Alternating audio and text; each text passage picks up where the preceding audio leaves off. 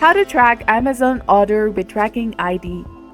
Hello guys, welcome back to our channel. Today in this video, I'll show you how to track any order on Amazon. So now let's get started. First of all, you have to go to the official website of Amazon, that is amazon.com, and make sure that you're logged in with your specific account. Now once you're in the homepage, go to your orders section.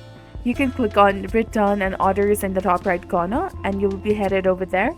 In this section, you will find your order code in the top right corner. While Amazon allows you to track your orders, the information may not always be accurate or detailed. If you're not satisfied with the tracking information provided by Amazon, you can visit theparcelapp.com.